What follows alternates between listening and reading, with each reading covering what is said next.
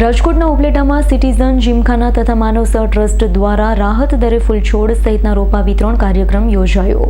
અહીંના જવાહર સોસાયટી તાલુકા પંચાયત પાસે આવેલી શહેરની સેવાભાવી સંસ્થા સિટીઝન જીમખાના તથા માનવ સેવા ટ્રસ્ટના સંયુક્ત ઉપક્રમે રાહત દરે ફૂલછોડ સહિતના રોપા વિતરણ કાર્યક્રમ યોજાયો હતો, જેનો મોટી સંખ્યામાં ભાઈઓ બહેનોએ લાભ લીધો।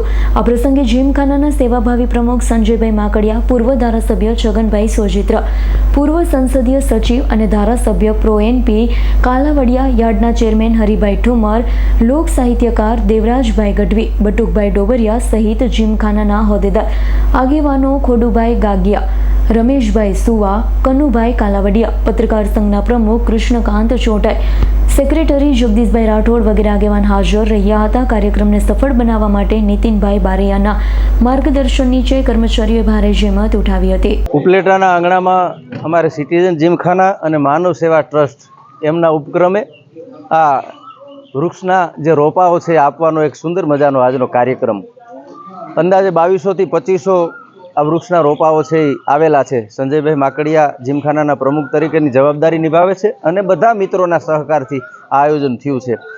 આજે સમગ્ર વિશ્વમાં એક આ બહુ મોટી સમસ્યા છે, ખાસ કરી અને પર્યાવરણની વાત આવે છે ત્યારે આપણે બધાએ એમાં જાગૃત રહેવું જોઈએ અને જાગૃતતા બધા ગામોમાં છે। ઉપલેટામાં પણ ઘણા બધા મિત્રો છે આવા કાર્યક્રમો કરે છે, જાણીને ખૂબ આનંદ થયો છે। આપણા દરેકની એક ફરજ એ રહેલી છે કે ઝાડવા વવાય તો વાવીએ, ન વવાય તો કમસે કમ એનો નાશ ન થાય તોય સારી વાત છે, કારણ કે ઝાડ છે એ આપણી વગર રહી શકશે, આપણે ઝાડ વગર નહીં રહી શકીએ। આપણી આવનારી પેઢીને સારી રીતે એનું જીવન જીવી શકાય એ માટે ઝાડવા છે એ જરૂરી છે। એવા જ્યારે આવા કાર્યક્રમો થાય છે ત્યારે એમે જોઉં છું ત્યારે એક લોકસાહિત્યકાર તરીકે મને આનંદ આવે છે।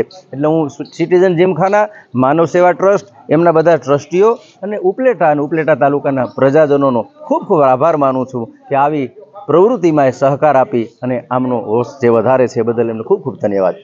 જય માતા। મારું નામ સંજયભાઈ પરબતભાઈ માકડિયા, ઉપલેટા સિટીઝન જીમખાનાના પ્રમુખ। આજ રોજ જે વૃક્ષ સબસિડીવાળા વૃક્ષના રોપાનું વિતરણનો કાર્યક્રમ જીમખાના દ્વારા યોજવામાં આવ્યો।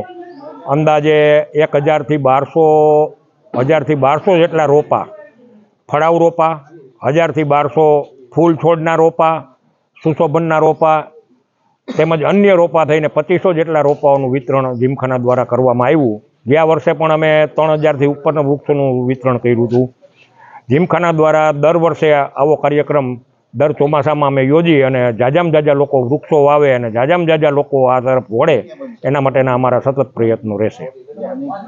વિપુલ ધમેચાનો રિપોર્ટ, S9 ન્યૂઝ, ઉપલેટા।